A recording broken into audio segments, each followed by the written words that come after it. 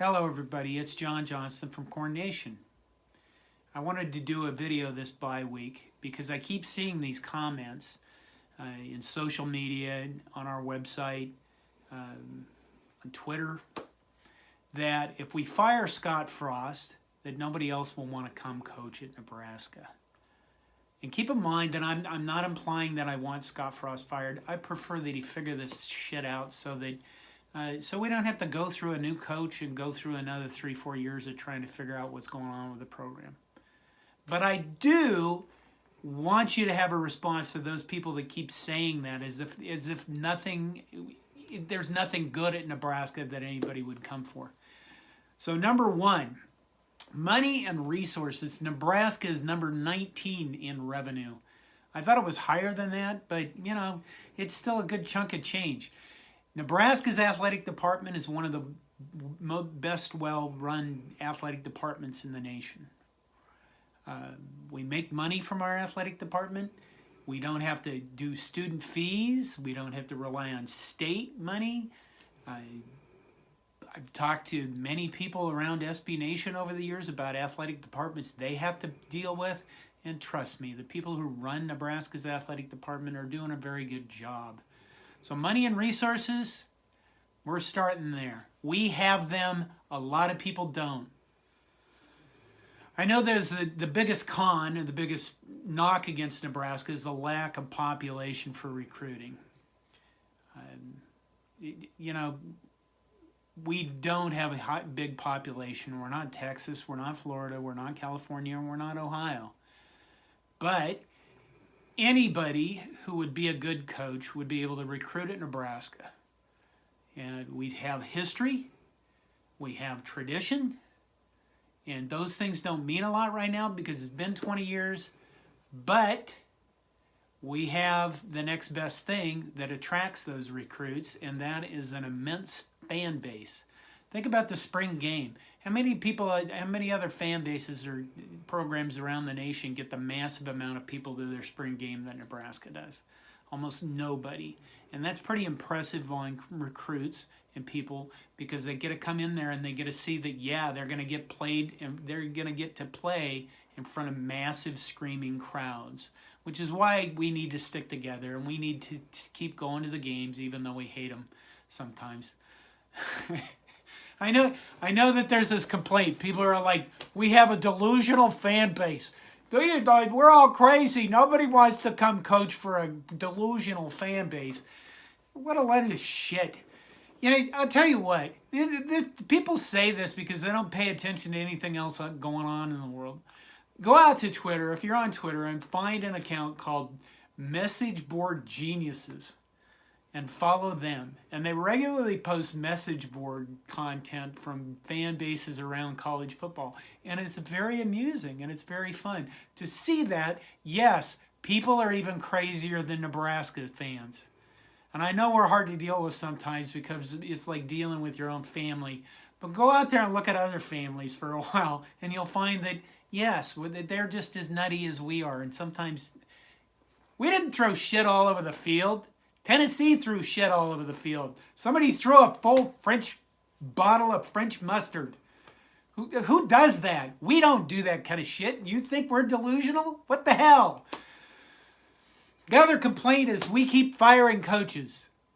Okay, we keep firing coaches. Really, I think we've shown a lot of patience with Scott Frost. I think we showed, some patience with Mike Riley. But we don't really fire coaches more than a lot of other teams. Somehow, let's see. Tennessee, mentioned them already. Florida State, Miami, Texas. I think Oregon would be another one. All those teams have fired coaches repeatedly, and they still get people to come coach their programs. What do you think? They're more special than we are? Maybe you should go be a fan of their teams if you think that way. All right. The number one reason why someone would come coach at Nebraska is the Big Ten West. Our division has to be the weakest in all of the Power 5 conferences. Let's go down the list. Iowa. You know what you're going to get out of Iowa. You're going to get above average. There's no juggernaut there. There's no massive, oh my God, what are they going to do this time? Score 21 of their own points? Punt a lot? Woo! You know, Minnesota. Again, it hasn't won the Big Ten since 1967. Purdue. Do I have to say any more about them? Northwestern. Northwestern wins the division when nobody else wants it. I know in an earlier video I said Pat Fitzgerald is one of the best coaches in the nation, and I truly believe that. But they're no juggernaut because their academic prowess keeps them from being that way. Who'd I miss? Wisconsin. You know, they're really hurting this year. Can they maintain the same level of play that they have over the past few seasons? I think Paul Chryst is kind of on shaky ground there. Illinois. Oh, yeah. Okay. Illinois. I know we've lost to some of these teams, but we're talking about a future in which we're actually good. And yes, it can happen. You have whiny sons of bitches. And then there's Nebraska, of course. We are not a juggernaut. We certainly haven't been a juggernaut for a while. And we're kind of a laughing stock under Scott Frost. That is maybe all the more reason that somebody else would want to come here.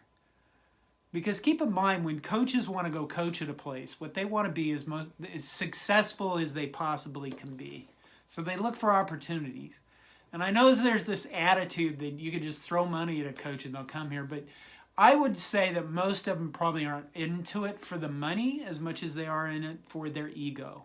In other words, success. So you win the Big Ten West, which isn't full of juggernauts. You win their division, then you go to the Big Ten title game, and if you win that any given Saturday, you can go into the college football playoff and have a shot. At least you're a guy who's being talked about in those circles, right? So would you come to coach in the Big Ten West? I think I would at Nebraska if I had resources and a giant fan base and, you know, all the assets we do. When people do these posts regarding if Nebraska fires Scott Frost, nobody else will want to come, they're relying on your insecurities to make those posts generate a reaction. They might be posting on social media, they might be posting an article in a newspaper, but they're still relying on you thinking that our fan base is dysfunctional, that Nebraska is more dysfunctional than other programs, and they're relying on your insecurities, that no one loves you. And I'm here to tell you that, yes, someone will love you no matter what. And we're not any worse than anybody else out there. We're not any more dysfunctional than anybody. We're not any more screwed up than any other football team. Either that or they're trolls. And you shouldn't feed them. You should ignore them and move on with your lives. But most of all, stop worrying about the fact that if Scott Frost gets fired, we're gonna have to scrape the bottom of the barrel to find a coach because it's just bullshit. That's what I wanted to say in this bye week. I hope you're all well. Hope you're taking care of yourselves. This has been kind of a nasty week. Yesterday I felt so crappy I went and got a COVID-19 test. So now I'm not going anywhere until I get the results. So the pandemic lives on with its fun. Take care of yourselves. Go Big Red.